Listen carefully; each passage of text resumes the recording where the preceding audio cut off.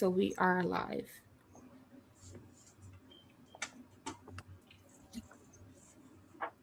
Okay. Let's see if anyone's going to come in here. If not, I'll just start here.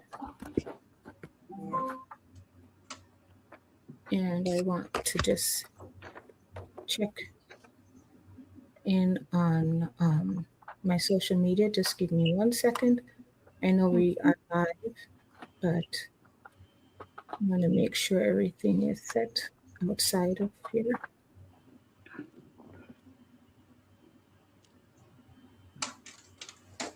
Okay, I'm not sure about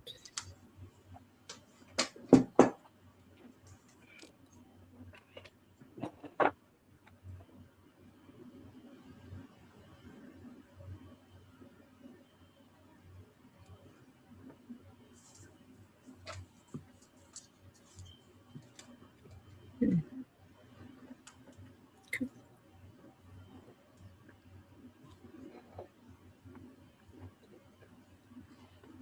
I'm sorry, I'm just testing the water here to make sure.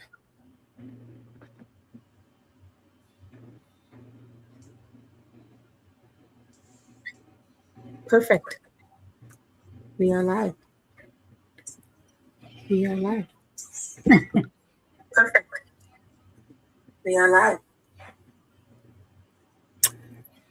Hello, guys, and welcome back to another episode of My Why with Michelle and Michelle Sutherland. Hello, guys, and welcome back to another.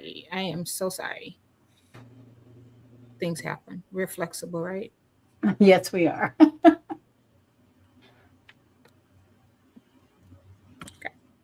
Hello, guys, and welcome back. I apologize for that.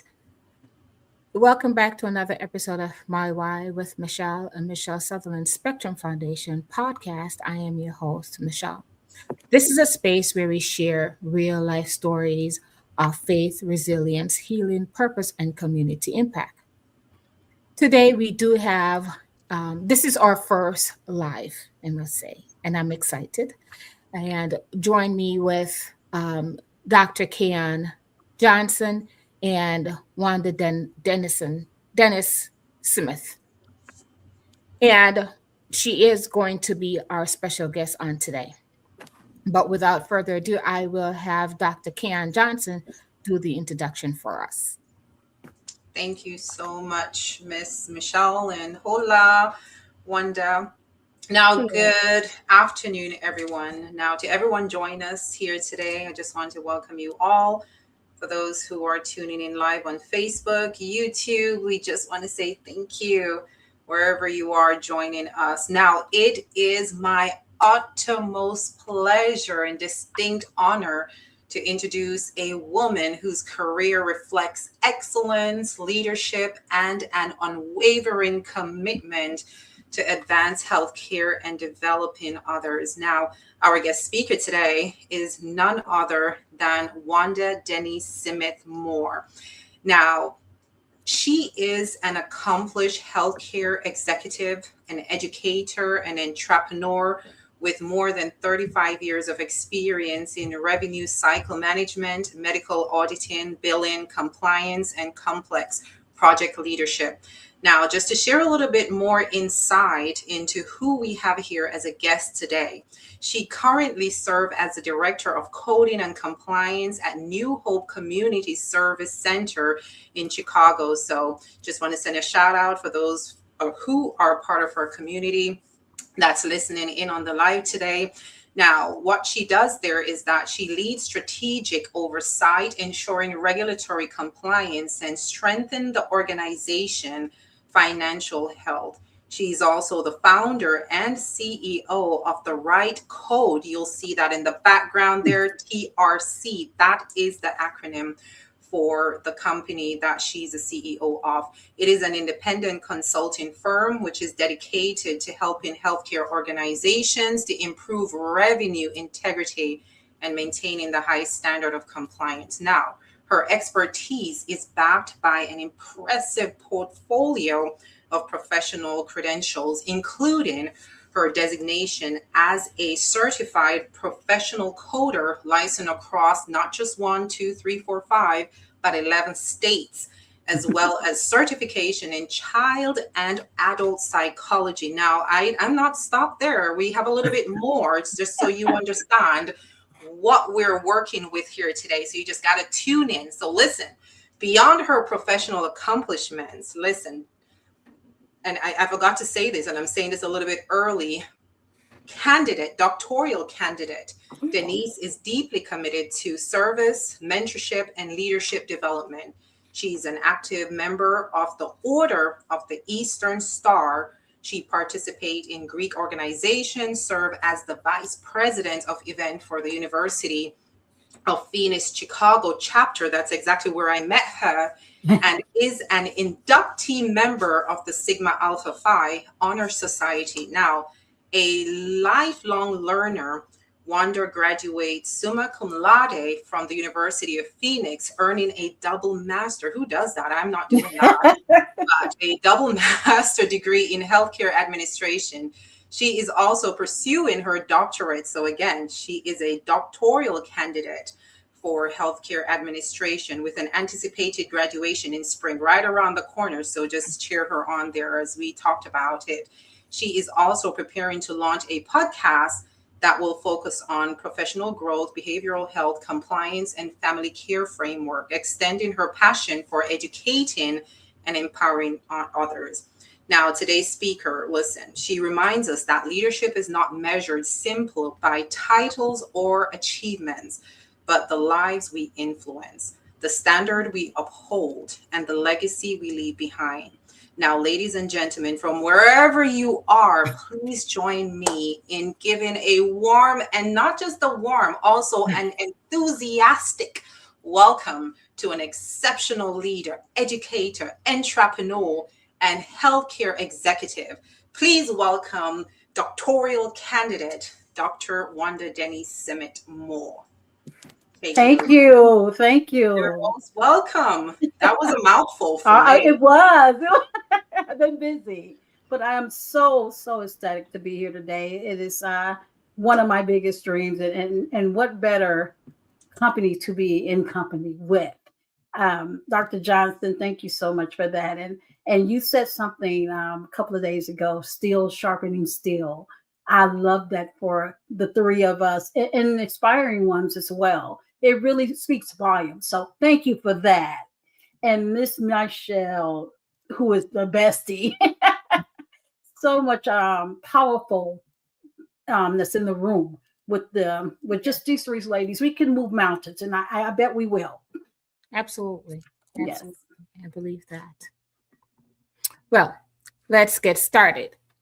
Our topic on today is bridging compliance and care, mental health in the classroom and at home. That's going to be our topic on today. Okay. So here's my first question to you, Dr. Wanda. How are you? I'm good, and yourself. Thank you. It's a pleasure. I just want to briefly share that we spent the weekend, Yes. on Saturday. We spent Saturday together at my home when I launched Grace Through the Storms.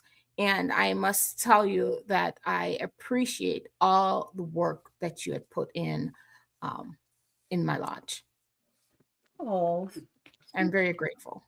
I appreciate it. I appreciate you. Thank you so much for even inviting me. That was honor. It was an honor. Absolutely. But here's my real first question to you as it relates to the reason why we're here. Mm-hmm.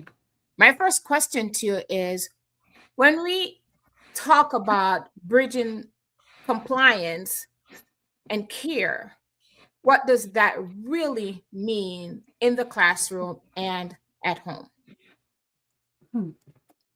Well, it means recognizing that rules and it goes hand in hand.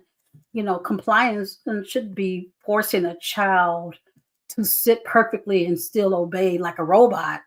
Instead, it means creating steady routines and clear boundaries, so the child knows what to expect. When children feel completely safe and cared for, they naturally have a much easier time following the rules, if you will. It's about setting some firm boundaries while understanding what the child is going through so we can help them navigate through the world rather than just forcing them to conform to it. Absolutely. Absolutely. I agree with you on that. There is a saying called HRC. HRC, which stands for happy, relax, happy. I'm trying to figure it out. Happy, relax, and enjoying. So we can be happy in learning. Learning does not have to be so tedious and structuring and all that. So students are able to do that in the classroom as well, and that also help with the behavior. Yes. Yes. Yes. So, yeah. Dr. Johnson, do you have any questions as it relates to this topic here? I know I caught you off guard. Sorry. No, that's fine. I was trying to click the unmute button. No, I don't. I'm just here taking some notes on the HRC and just learning a little bit more about it. I work with adults, not so much kids. So this is a new platform and a space for me to get educated as well on what you guys are talking about. I won't be able to speak a lot on the children development side of it because I'm more on the adult side of it. So as soon as a question comes up, I'll definitely be chiming in to educate myself a lot more. Having young kids myself too, that helps a lot. Yeah. Awesome. My second question is, Dr. Johnson, is how can parents and teachers recognize the early signs that a child may be struggling with their mental health other than simply being difficult or non-compliant? So one of the things I think, and having a child like my son, he's a lot older now, but I remember when he was a lot younger, and he's from a total different environment, was born, and 3 years of his life he was on an island, and then he came to the United States. And when he came here, he didn't do so well in school because the school here is more like, this is the way how this is the best term I can use. And I am not here to, what would I say? I hope I don't offend anyone, but he was raised more like a jungle and America is more like a zoo. And so with that said, there was a lot of things in the Caribbean that is acceptable. It's normal for kids to move around and they're very mobile. And then when they come here, it's like sleep time, relax time. And he wasn't really accustomed to that. So they tried to diagnose him in school that something was wrong with him because he couldn't keep steady because he was just such an active child. He wasn't going through a stage of mental illness or anything like that, but that was the first diagnosis they went to, that something was wrong with him. So I think that in many of our school, it's not something, and I'm not sure about teachers and the level that they are in terms of whether it's K through 12, or I don't know much about that age group.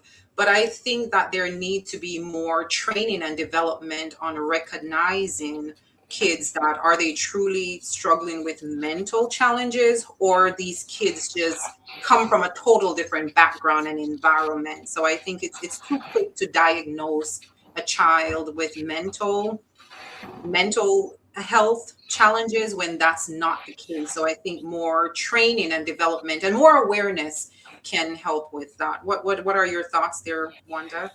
Well, I think that the main thing to remember is that the behavior is how children speak to us when they can't find the words. When a child acts out or refuses to listen, they usually aren't trying to be bad.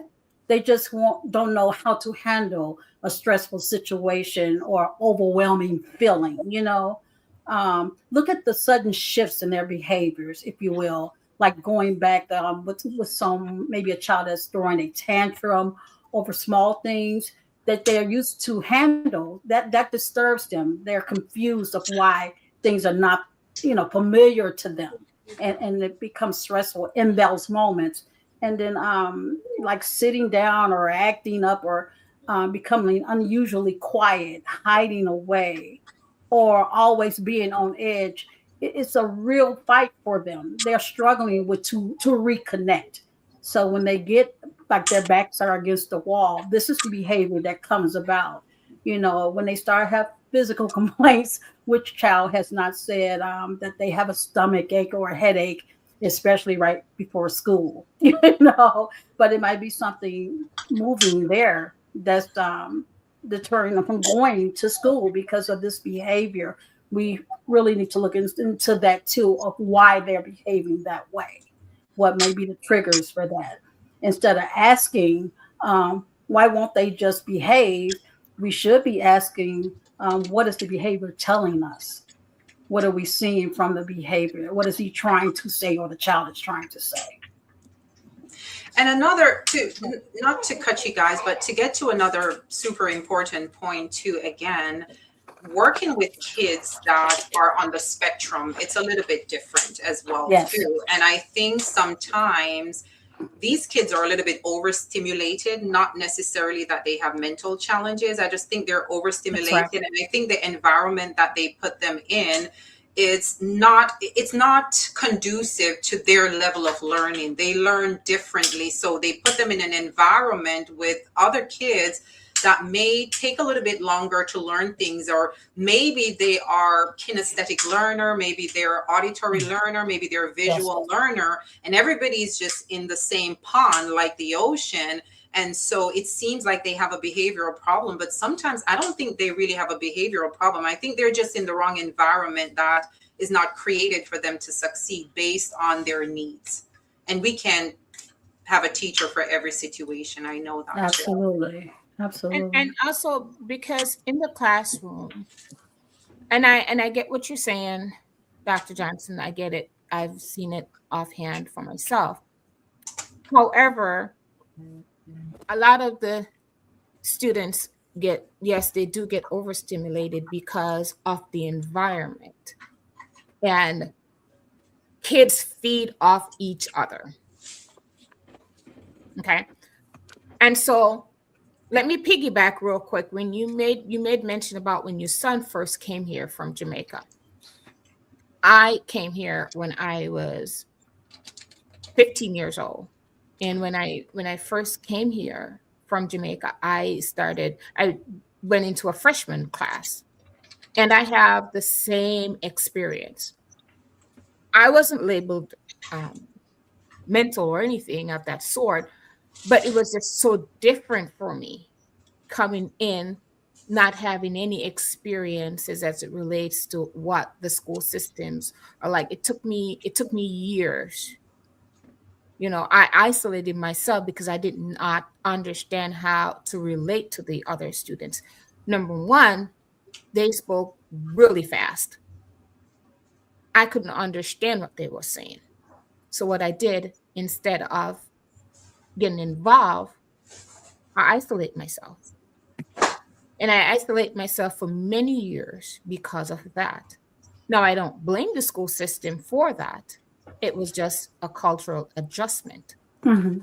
So given the fact that I was much younger than if I'm placed in the same situation now, going to a different country, I would know how to handle that because I've already had the experience, right? But what it is now, or probably 10 years ago, they identify students rapidly from when I was in high school. This is 1993 when I started high school. The system has evolved. So it's not the same, but I can relate to that experience. Mm-hmm. because, coming from a different country. However, they are students that do have different stages. There are different stages. But if we have 10 children in one classroom, or let's say 5 children in one classroom, there is no way for us to, I like what you're doing, Dr. Johnson. You're doing something. Hmm? I said, you're doing something and I like it. Okay. I don't know. But okay, go ahead. and so we can't have one teacher for every situation. That's right. And so we may have 5 students in one classroom and they have 5 different needs. That is hard.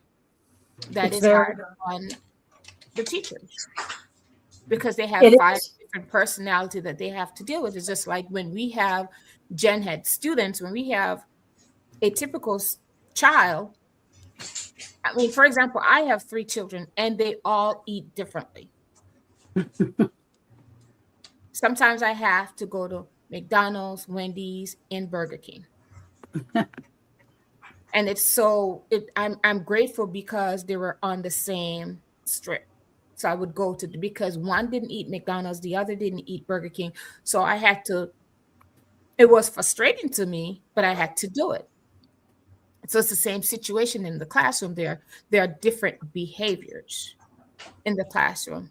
And so when they all get together, you may have 2 students will feed off the other 3, or maybe 2 or 1, but they do feed off different environment or different situation.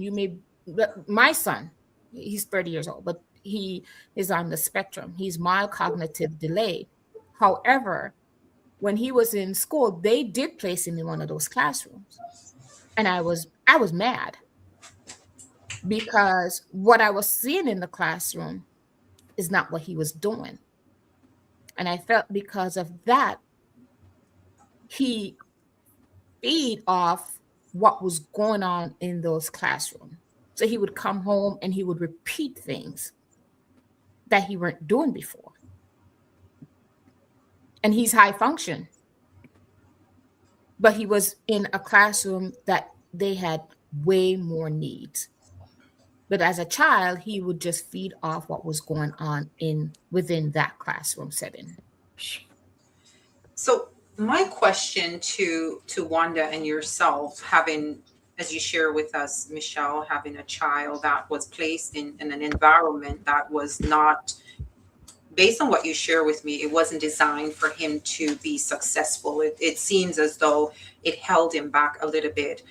How do they diagnose? I know they have the IP or the different types of testing that they have in the school, but how do they determine that, and what part does parent play? Because I never, fortunately, having a child, having to go through an IP and do all these different types of testing with school psychology and all, but who made that decision that a child is not capable and have the ability to be among other children, but they should be in a particular class? Like, for example, in your situation where your child was placed in a class where it really held him back and he starts to mimic other students who their level was a little bit below his. Does parents contribute to that, having to sign off on that? I mean, how does that really work? You don't necessarily have to sign off on anything. I wasn't educated enough with what was going on with my son. I mean, I tried, what I did was I took him from in the city that we were in to a suburban school that there were less students in the classroom, and that he got more attention, but he was still placed in a classroom that I still felt like it wasn't the placement for him. And one of the things that I discover is that we as parents, we are in denial. Absolutely. If I must chime in on that, I was just listening. Yeah, yeah, that's right, Michelle. We are in denial. Um, Yes, yes. if I what I know now versus what I know now and what happened then, I would have let him stay Okay, and do okay. more work with him at home. And And I he, was just, yeah, yes, go ahead. I'm and sorry. given the fact that I am in a classroom experiencing these behaviors, it gave me a different outlook because, again, we made mention earlier, we do not have one teacher per behavior, Sure. right? So they collect data, data is collected, and yes, a parent can say, no, I am not going to sign off on that. And the parent can show their own data to why they believe that the child is not fit for that classroom. But the expert and the parent are just too different. It's just Hmm. too different. So it's hard to handle because you're dealing with an expert and you deal with a parent. And as parents, we do put our emotions first, I totally agree. and I we are think, live yeah, in denial. And denial yes, is a big problem. yeah, it's the biggest hindrance, to be honest Yes, with you. it is. But It is. I think parents and teachers, they need to be on the same page so that the child experiences, you know, are the same in the same environment that they have at home. This requires us communicating with teachers, developing a relationship with them as well. Tell them what works for the child at home and share that with the teacher, and maybe they can implement that in some sort of way to connect with that child, and vice versa. If something works in the classroom and the parent is struggling with maintaining the child, then they can utilize those skill sets, to help them through that. So I think that's very important that the parents and teachers need to be on the same page, so that the experiences are in the same environment, so to speak. I do agree with that. However, is that children act differently at home than They they do. do at school. They do.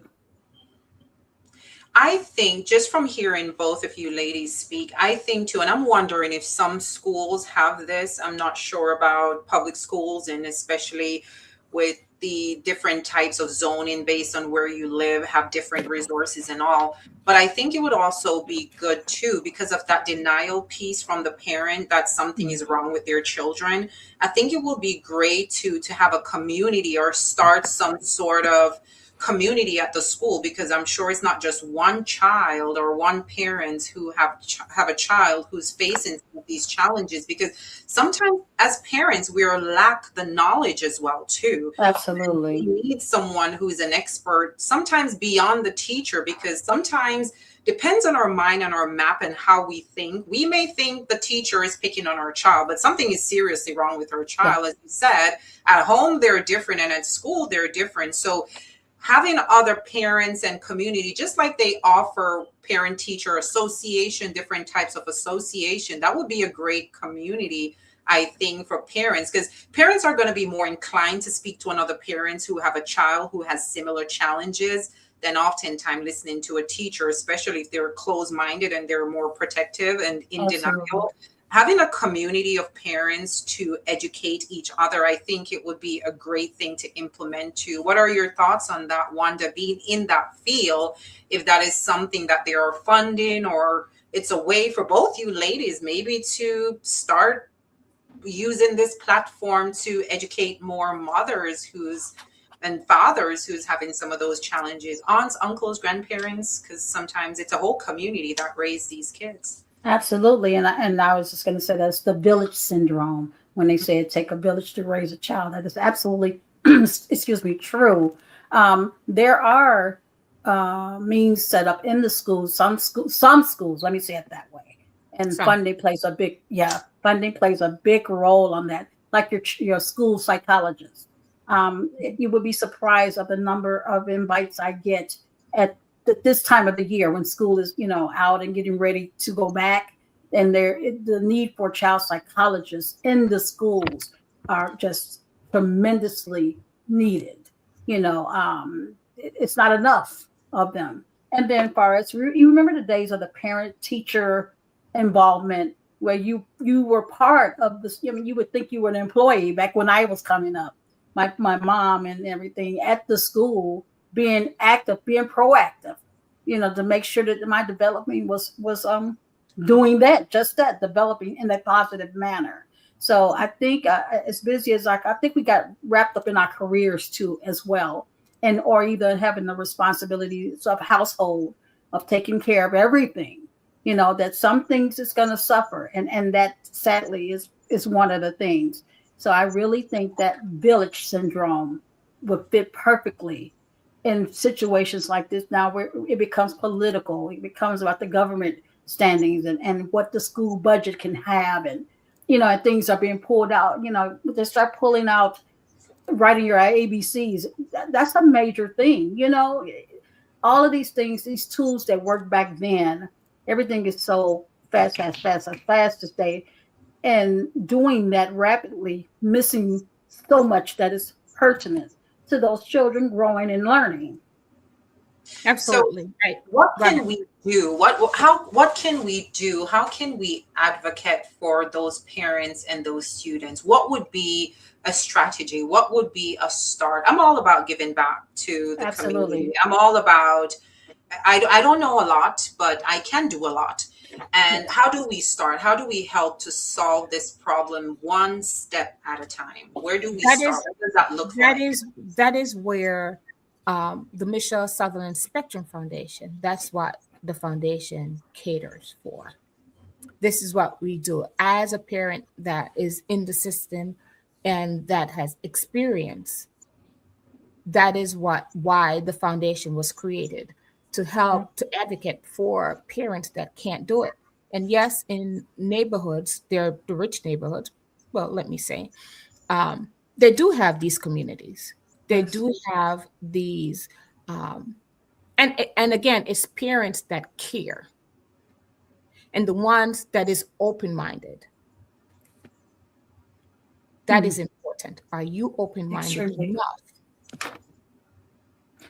And it goes. I'm sorry, and Dr. Johnson. We had this conversation before. We had this conversation before about parents who are not open-minded, not taking the responsibility to say, yes, my child, this is happening to my child. And it goes, sometimes in some situations, it goes deeper than that as well. If you ever heard the terminology, you can't teach what you've never learned. Some parents may not even have, well, you have children raising children. What can they share in their lifetime when half their lifetime is not even done yet? They haven't even reached that stage yet. So they're teaching as much as they know, or it may be a generational thing.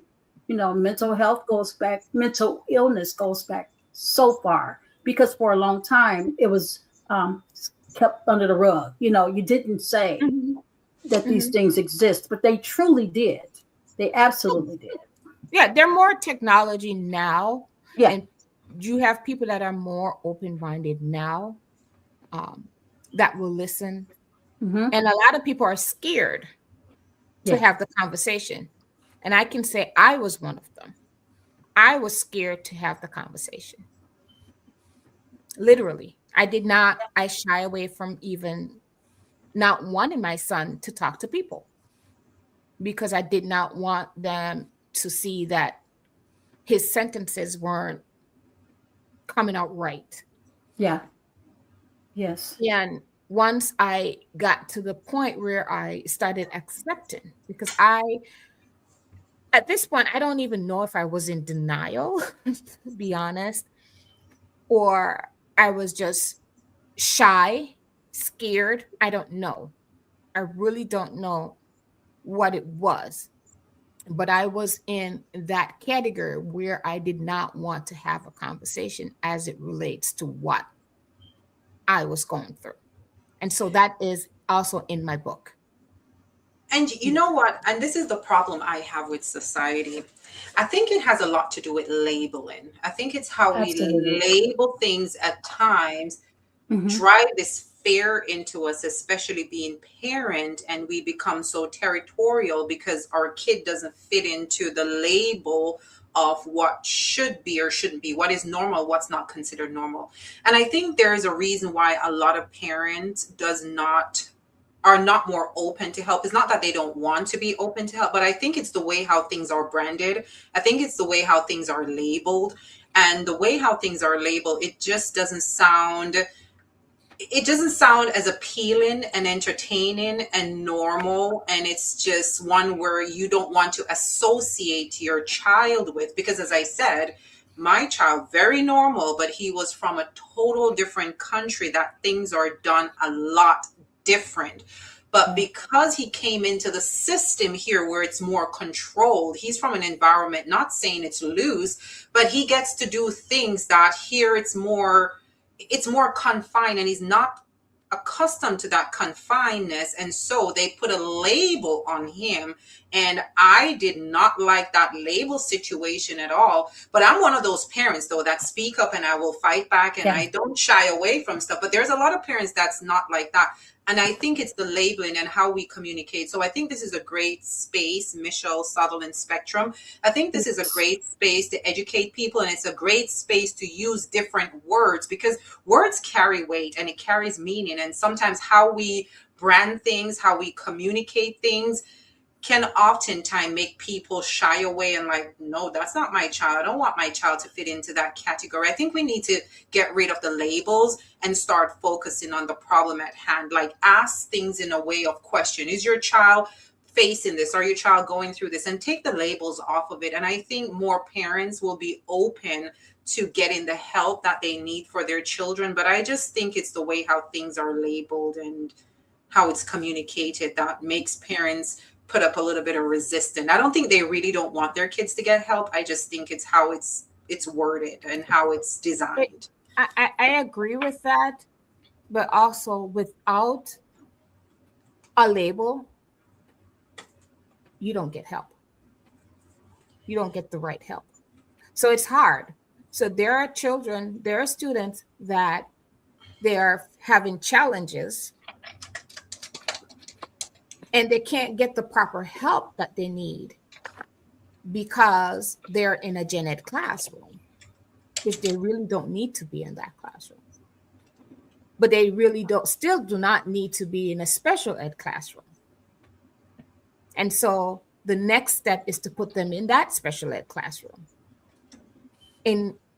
where they're more advanced. But without a label, you don't get the help that you need. That's the problem. And how can we change that? It has to start somewhere with the label. It has to start somewhere. How do we change the labels? How do we advocate? I think it's our village. It's a village. I was just about to say that. It's a village. Yes, I think it's our village, and even monitoring the people in our village, even though it takes a lot of people to raise, a child, as they say, a village to raise us. But your village has to be solid as well. Yeah, so it's a solid village. Absolutely, absolutely. So I think even still being involved and then start talking about a problem before it even happens. You know what I mean? If you see signs or don't let the calls and the phone calls and the emails just be about a bad day. Share, make it a balance. If it's a good day, you put your shoes on the right way today. That's really great. And it increases their confidence, the children themselves, and it makes them feel worthy, like they did something right. Absolutely. Yeah, absolutely. I think that's very important to motivate them, encourage them. The communication doesn't always have to be a negative one. It can be a positive report. I would like for my child's teacher to call me with not just bad news. I just want to call you because Jared did a great job today. And then I could reward him at home. And I would ask her, well, what did he do? What steps did he take to make this happen while in your presence? And that's what I mean by sharing. And so maybe I could implement that when I'm having issues with him at home and mirror that and get probably close to the same results. That's just my theory on that. But we also, as parents, have to we have to remove a little bit of our emotions because absolutely. We use that a lot. We do not want to see, but for me, when I was first told that my child was on the spectrum, that was heartbreaking for me. Even though I saw the signs. But did I know what it meant at that time? No, I didn't. I had absolutely no idea what it was. I think we still need to be. I didn't have a village. I didn't have a village beside my family. I didn't have any sort of education about what he was going through. I was just listening to what they were telling me. Right. And then I went outside the school system to get help. Yeah. But you also have to have the money, the insurance. Absolutely. You have to have the money. You have to have the insurance. It makes a difference. It definitely makes a difference. But I hear what Dr. Johnson is saying. I think outside of the financial aspect of it, that our specialties or our experiences, or we should collaboratively get together. You know, one as good as this, one as good as that, and we can build something like what you're doing, Michelle. You know, your organization, to put a voice out here, to put a guideline, a blueprint, you know, to follow on. And if we touch 10 and not 20, but that 10 is coming, you know, because it becomes like a repetition. It becomes, you know, no news is good news. It becomes the best form of advertisement is word of mouth. And that goes with experiences as well. Your experience as far as what works and what's not working, or what you're offering and things like that. And that is where this space that we're in right now, that is where that also comes in. Absolutely. You know, absolutely. This is why this space we create this space for these issues that we are facing. Yeah. And as I think it's, I'm going to go off camera real quick. I have a slight emergency. Sorry. No worries. And I see Doreen Crawford here has shared as well too. I think what has been done with Michelle Sutherland Spectrum, I think this is a great platform to start really educating. It may not look like there's a lot of people that's going to join right now, but as you said, I totally agree with you, Wanda, that, hey, we want to reach 20, but hey, if we reach 10, or if we even reach 5, that is still better than nothing. Now, my expertise is in leadership development, organizational development, and management. And I'm one of those who like to not necessarily poke the bear, but I like to look at things through a different lens. And I tend to be a little bit disruptor, but a disruptor in a really good way.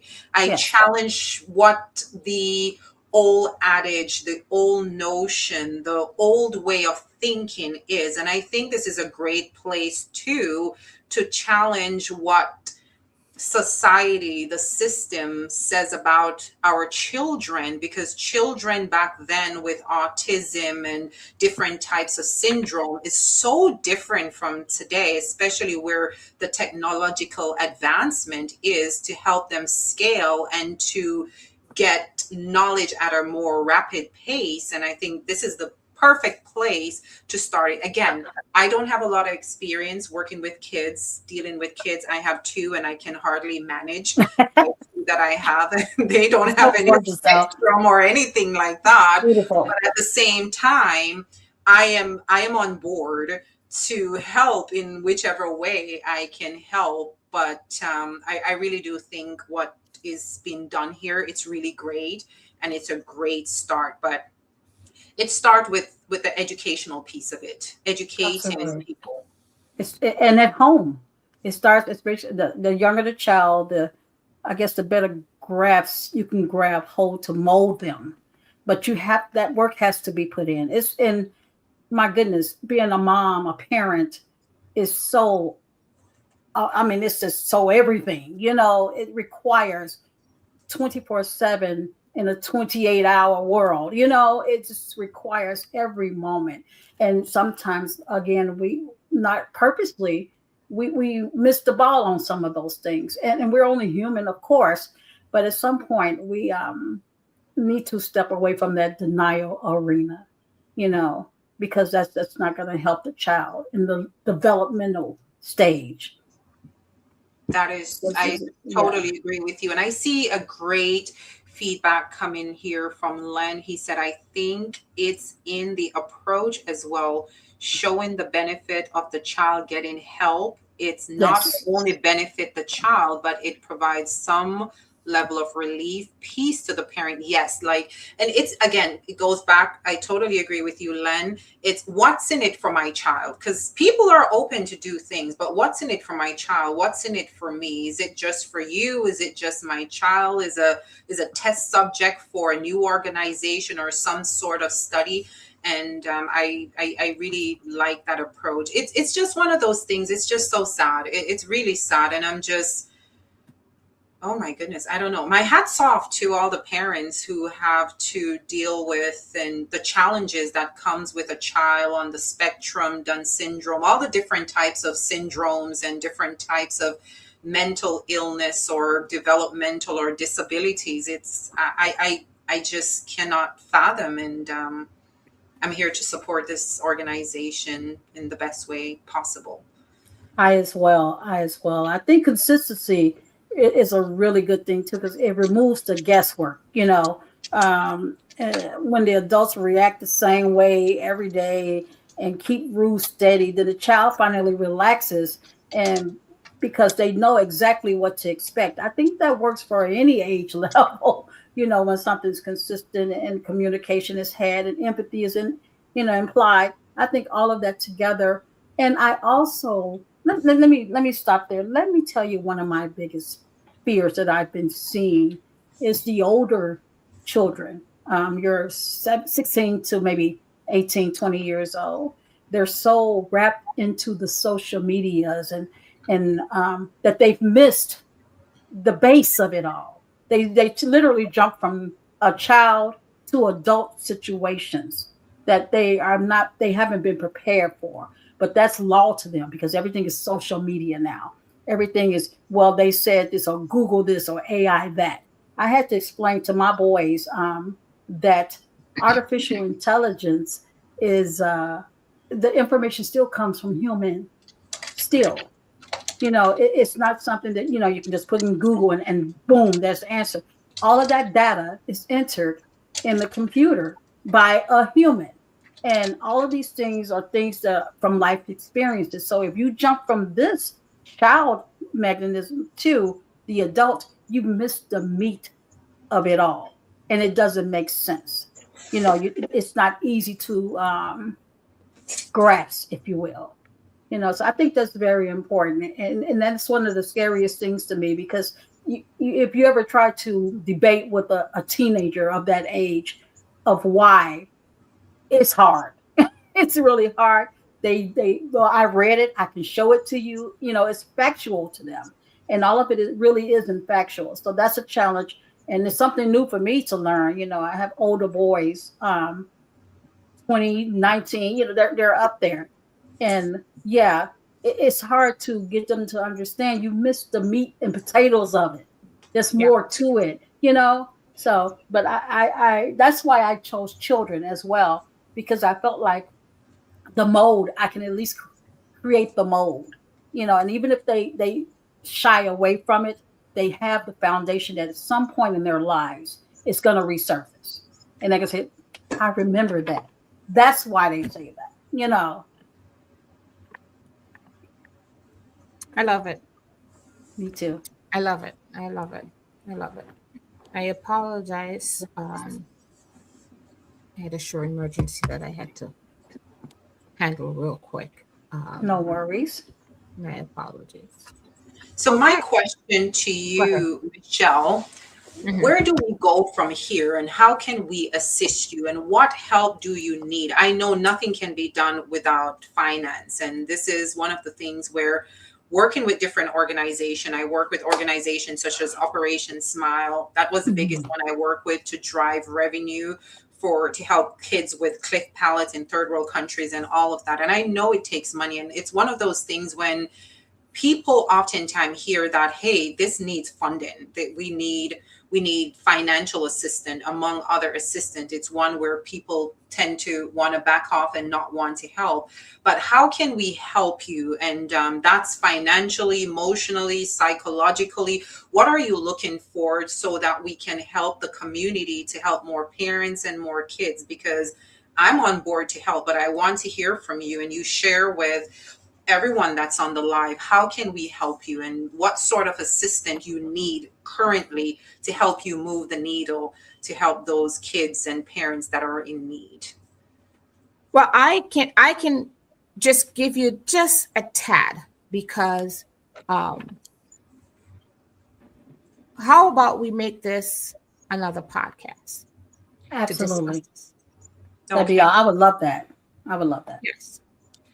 So others could look forward for that, and we would just finish up with this one. It's a great question. It's a great ask. I'm all for it. Um, it is something that we can either discuss on a podcast or we can discuss in a group meeting. But you know what? Let's make it another podcast. Let's make it a Okay. I podcast. would love that. Yeah. Let's schedule that for another podcast. Absolutely. Yes. Yes. Only because we have three other questions that we need, three other topics. Well, question that we haven't gone through as yet. But thank you, Dr. Johnson. You're welcome. Appreciate it. My next question to you, Wanda, what are some practical ways families and educators can work together? We're on the right track here. Yeah. And not to be redundant, but that's Yeah. Yeah. that's like share the work again. Yes. Yeah. What? Share the work. Yeah. Yes. What And ways families and educators can work together to create a supportive environment that promotes a child emotional well-being? That's one of well, our struggles right now. okay. Well, yeah, that goes back to the share what works. A specific routine or calming trips works wonders at home, and let the teacher know that communication or that relationship building between the teacher and the parent that goes on. It can go a long way. Let's see, and then talking before there's a problem. Again, that's part of one of the things, and don't let it just be phone calls and emails about a bad day. Make it about something positive to motivate the child. And then let's try to use the same language. Teach children simple ways to say how they feel, like my brain feels too busy right now, or I need a break. And if they use the same phrases at home and school, then they'll always feel comfortable or like they're heard. So I think that's important as well, and all of that contributes to your question that you asked of the practical ways families and educators can work together. Absolutely. I agree with you. I agree with you on that. It ties into what we were discussing in question 2. Yes, absolutely. We did touch base on that of how teachers and parents, caregivers, Yeah. can come together and make it. And again, because not only my experience, But as an educator, sometimes parents are so much in denial because what kids do at school and what they do at home, they're sometimes different. They are. And because we're in so much denial, we don't want to say he does that at home as well. Yeah.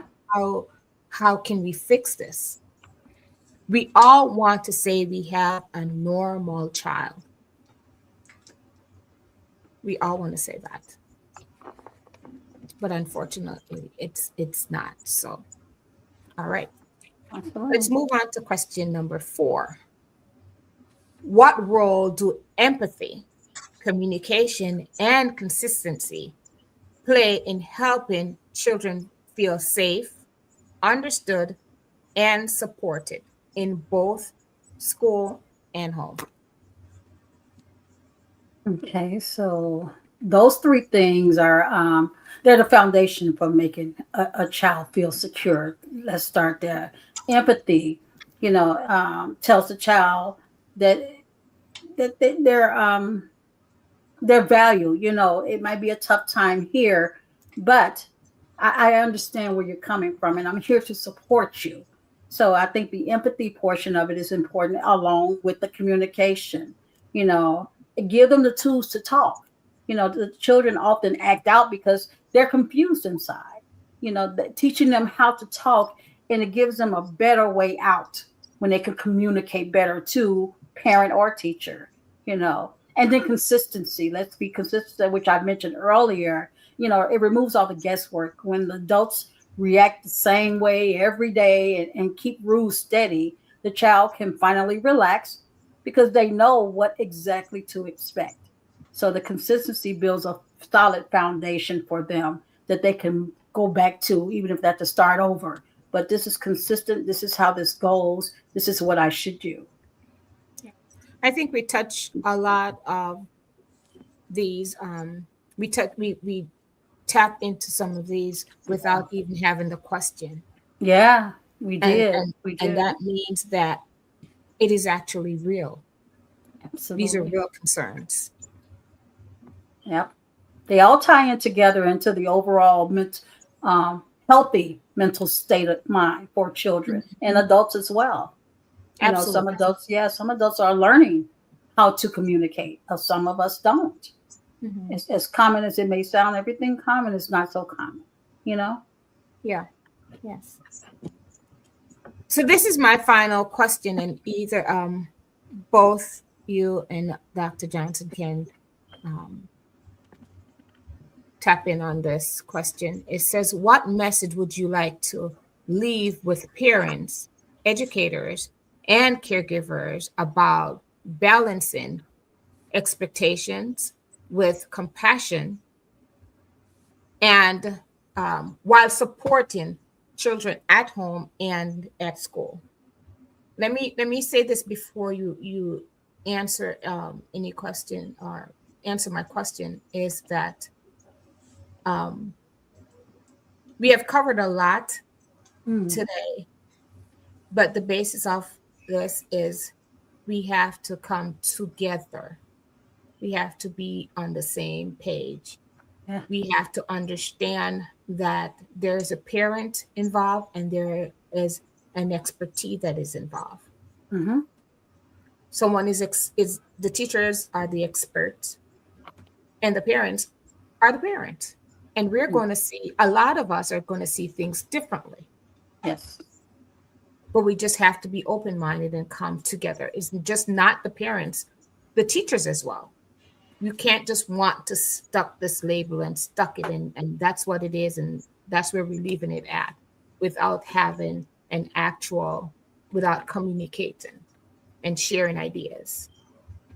And I'm not saying all teachers, but the majority of them. Yeah. Well, you want to take that, Dr. Johnson, and then I can go after you? Absolutely, I can. So my advice would be to be patient. To be patient. Ooh, Humility goes a long way. Yes. And my biggest thing for both parents and teacher is to not suffer in silence, because sometimes teachers suffer in silence, don't want to share truly what's going on with the child Yes. in school for many different reasons, many different reasons. And we could go a list of reasons, okay? And also, too, parents stay home and suffer in silence as well, not wanting to reach out because of fear, among other things. We could go through a list of things. So my advice is to be patient, to not suffer in silence, and it's okay to ask for help. It's okay to say, I don't know and I Yeah. need help, because Yes. the child is going to be an adult, and it's best to have that conversation and try to fix the problem while the child is still young, because we see it in the news all the time. Kids that are autistic, kids Mm-hmm. that were sheltered because the parent didn't, they suffer in silence, and the kid Yes. become an adult. And when they're an adult, oftentimes people don't know that something is wrong with them, because many kids that have mental problem or some sort of disability, they don't look like someone who have disability. And oftentimes this is what gets them killed. It just came to my mind a couple years ago. They shot a child who was mute, and the Mm-hmm. child was Yeah. autistic and Yes. escaped. And it was Yes. one that the mother sheltered. He didn't know to put his hands up. They were communicating with him, but he didn't understand. And so these are the things that happen. This is the after effect, oftentimes from the parent, but also too from the teachers as well. So again, I'm repeating myself like a broken record, but be patient. Don't suffer in silence. Ask for help. It's okay. It's okay to ask for help, It because is. we can do it alone. It Again, is. I have two kids. None of them is diagnosed with anything. And sometimes I think they have all the things that other kids have, Yeah. because I don't know how some parents deal with that situation. I would be I would be on top of my roof looking for every corner to get help. But that's just me. A lot of Yeah. parents are not like that, though. So that would be my feedback there for Yeah, parents and teachers. artistic children or children that are on the spectrum, they also become adult that are on the spectrum. Absolutely. And I speak Yes. from experience with that one because my Yes. boys are very, very intelligent young men, but their guidance at a younger stage Yeah. led them to be adults with Adults all that the with tools to yeah, maneuver. adults, Yeah. autistic adults. And patience is one of the things that I promote. I promote that Yes. you have to be patient. You have to be patient. So, so my Before message. you say something, Wanda, I just want to Mhm. highlight here. We got information in the chat from Len. He says, as a kid who stuttered in grade school and never got the help or assistance I needed, for me, it can come down to how other students treat me. I think it's important to address criticism as well. And that goes back to another topic with bullying in school and educating Absolutely. kids in school, because that should not be something that's tolerated. So just wanted to highlight that for you, Michelle, just in case we missed it. Thank you, Lan. Yeah, Thank that's a you. We're great, here. Thank you. possibly a great subject to address. You know, if I may share my own personal experience, I came up dyslexic in school, you know, and the bullying and things like that. My girlfriend told me today, she said, I would have never known it about you because I have that mindset, you know, I'm going to progress. I'm going to, you know, get better. I just have to. That's just my mindset. But there's some children that experience those things that don't have that level Mhm. of confidence, you know, that determination. And we need to have something in place to help them through that. But This if is I this have is to, go ahead. I'm mhm. sorry. Oh, that's okay. So my biggest message is that please understand that being kind and understanding does not mean letting go of expectations. Sometimes that we, as parents, we pat them on the back, or we pacify them, and they think it's okay, but you're not creating the difference of you should and you shouldn't. You can keep the bar high for a child while holding their hand to help them reach it. Supporting a child's emotional need isn't about letting them off the hook. It's about giving them the support they need to succeed. And the adults doing the work gives yourself some grace too. It's a lot of work to be in that position to handle those type of things. But leading with patience and care builds confident kids who know that they don't have to be perfect to be valued. So that's what I would share. Thank you. You're That was welcome. awesome. Both of you. Thank you so much. We can probably take one question Okay. from the audience if someone wants to ask a question. We're open for that.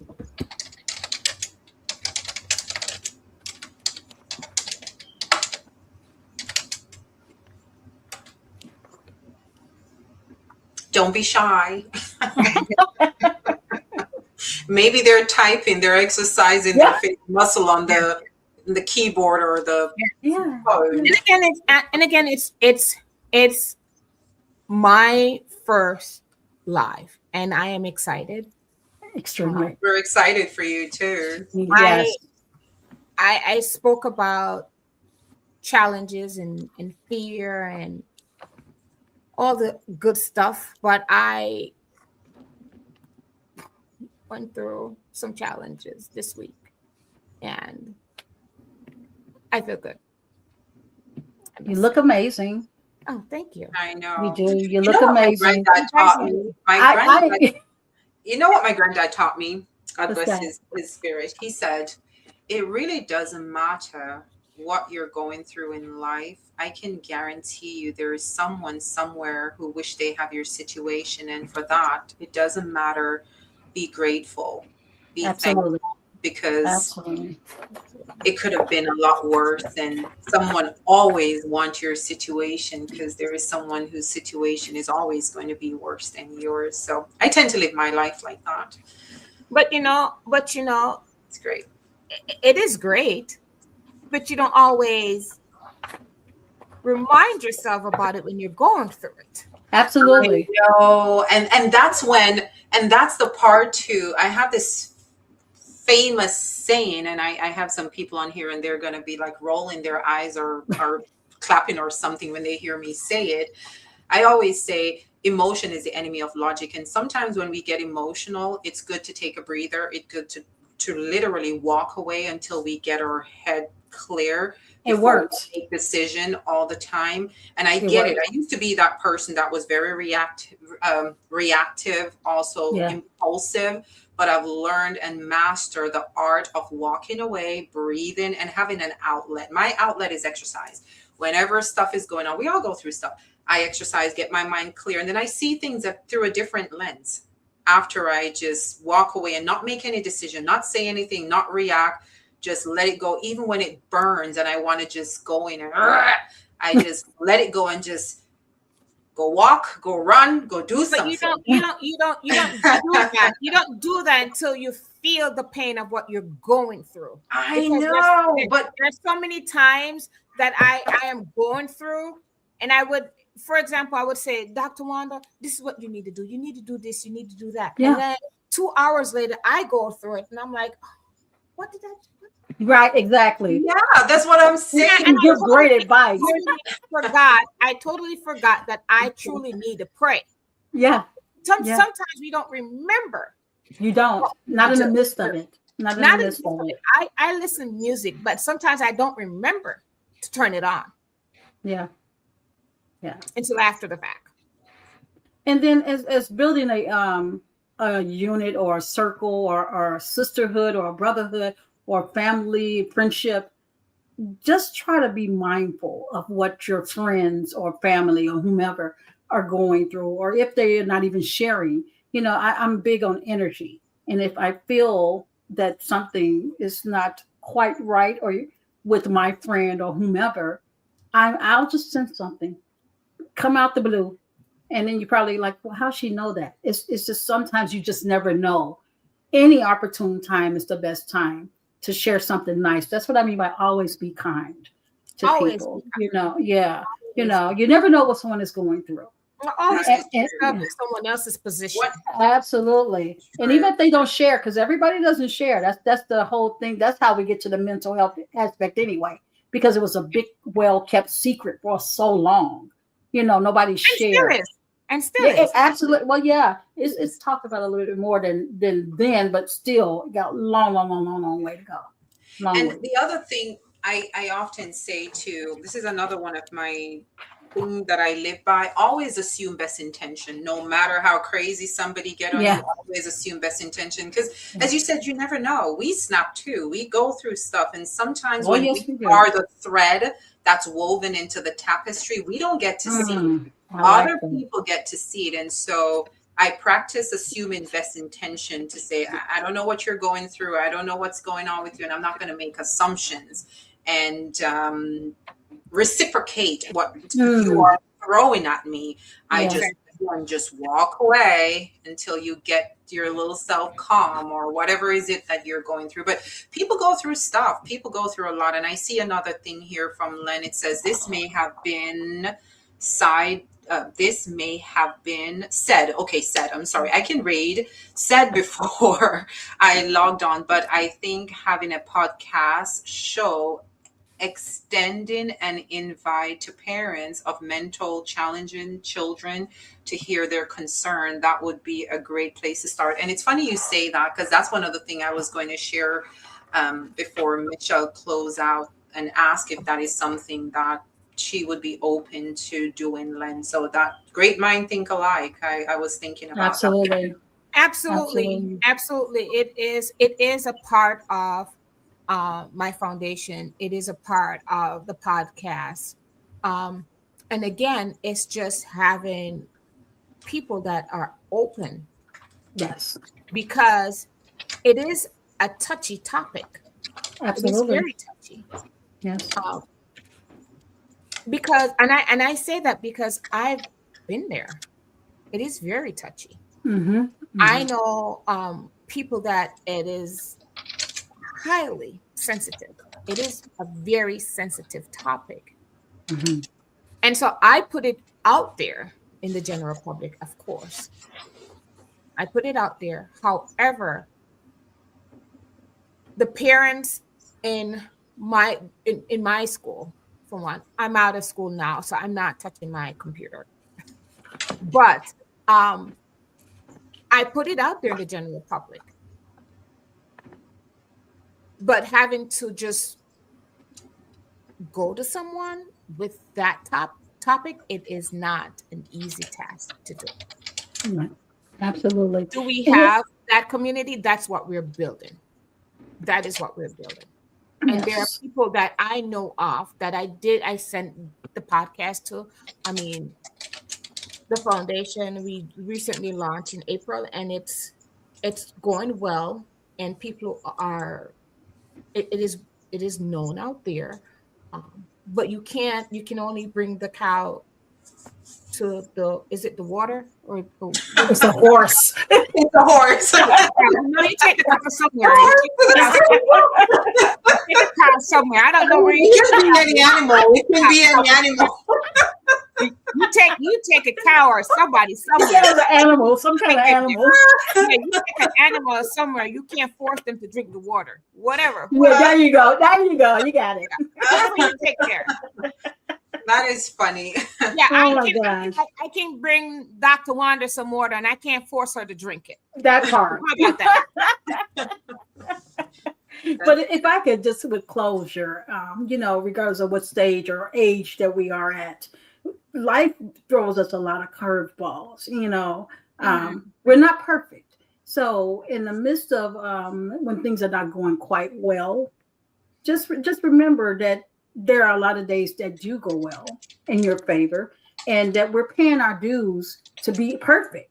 The higher we elevate, the more issues are going to arise. But, we stay positive. We motivate ourselves. We surround ourselves with people of liking that, will keep us in a positive light. Don't be so hard on yourself.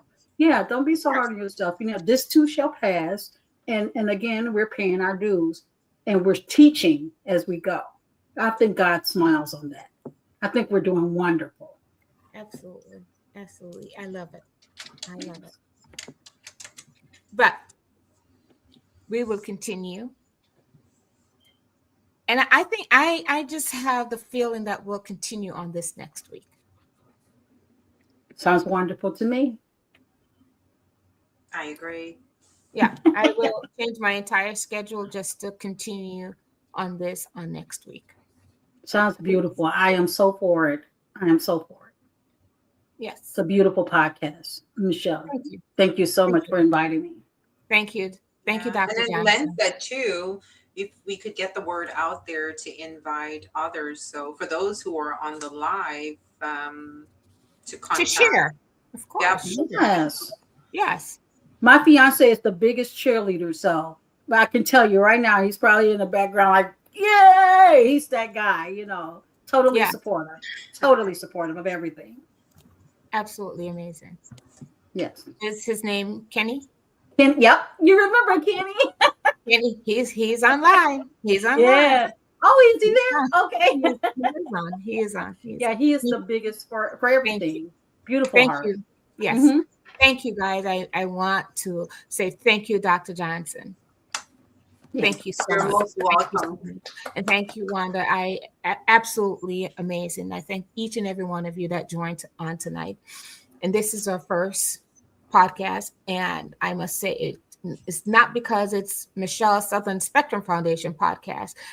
I'll say it is absolutely amazing. Yes. And there's always room for growth. Always. That's how we But grow. it has been amazing. And I want to thank everyone that joined on tonight. I thank each and every one of you.